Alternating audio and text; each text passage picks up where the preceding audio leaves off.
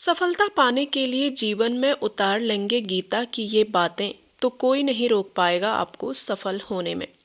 भगवत गीता हिंदू धर्म के पवित्र ग्रंथों में से एक है।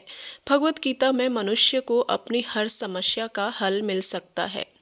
गीता के उपदेश मनुष्य को सही राह पर चलने की शिक्षा देते हैं। साथ ही गीता में सफलता के कुछ मंत्र भी बताए गए हैं, जिन्हें आप जीवन में उतार लेते हैं तो आपको सफल होने से कोई नहीं रोक सकता है। सबसे पहले है अच्छा कर्म। भगवत गीता में लिखा है, अगर अच्छा कर्म करोगे तो तुम्हारा कोई कुछ नहीं बिगाड़ सकता। अच्छा कर्म किसी को भी सफल बना सकता है।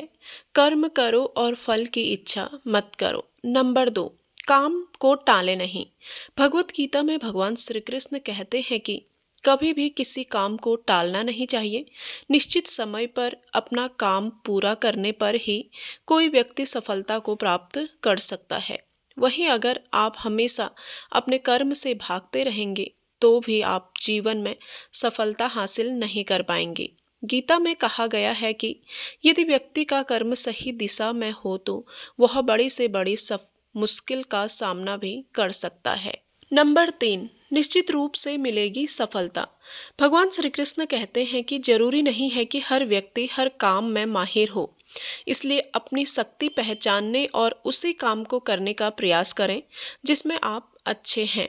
इससे भी आपकी सफलता निश्चित है। नंबर 4, खुद पर नियंत्रण है जरूरी। डर लगने में कोई बुराई नहीं है, लेकिन उस डर को कभी भी खुद पर हावी नहीं होने दें।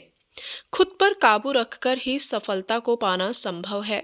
व्यक्ति का मस्तिष्क तभी तक उसका मित्र है जब तक वह उसके नियंत्रण में है।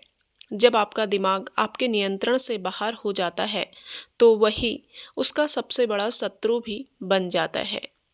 बदला लेने की इच्छा से मुक्त होना। कभी भी हमें अपने दिल और दिमाग में बदले की भावना नहीं रखनी चाहिए।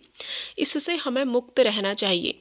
श्री कृष्ण कहते हैं, जो करेगा वो भरेगा। भगवान उसको वो सजा अवश्य देंगे।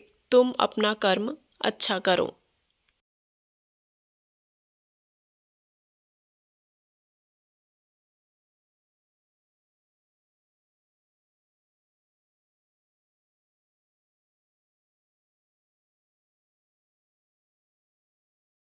हमें स्वयं से बहुत ईमानदारी से यह पूछने की ज़रूरत है कि जब किसी ऐसे व्यक्ति के साथ कुछ भी गलत होता हो जिसने आपको पास्ट में कभी कोई नुकसान या दर्द पहुंचाया हो या किसी भी तरह से आपका अपमान किया हो, तो क्या आपको खुशी की झलक आई? आपको यह याद रखना होगा कि यह सूक्ष्म लेवल पर बदले की भावना है। भले ही आपने उस व्यक्ति से उस समय बदला नहीं लिया हो जिसने आपको कभी नुकसान पहुंचाया था। यह सुनने में बिल्कुल भी अच्छा नहीं लगता, लेकिन इस प्रकार से हम दूसरों के दर्द में आनंद का अनुभव करते हैं और यह बहुत ही निचले स्तर का आनंद है। और कभी कभी हम अपने इस आनंदमय बदले को उचित ठहराने के लिए न्याय का नाम दे देते हैं।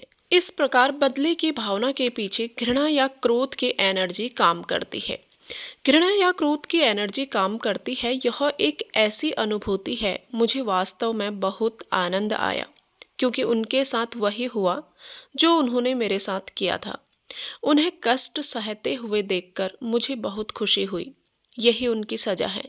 इस प्रकार का आनंद उस दूसरे व्यक्ति के साथ हमारे नकारात्मक कर्मों के हिसाब किताब को बढ़ाता है, जिसके परिणाम स्वरूप हमारा दुख कम होने के बजाय बढ़ता है। हालांकि यह हमें कुछ समय के लिए इसके कम होने का एहसास कराता है, परंतु इस प्रकार की खुशी से दूसरे व्यक्ति को केवल नकारात्मक ऊर्जा ही प्रदान होकर उन्हें दर्द देगी, जिससे वे भी हमारे लिए नफरत की नकारात्मक ऊर्जा ही रेडिएट करेंगे, जो कभी भी हमें हमेशा के लिए खुश नहीं होने देगा। ऐसा करने से हम अपनी राह में असफलता पाते हैं।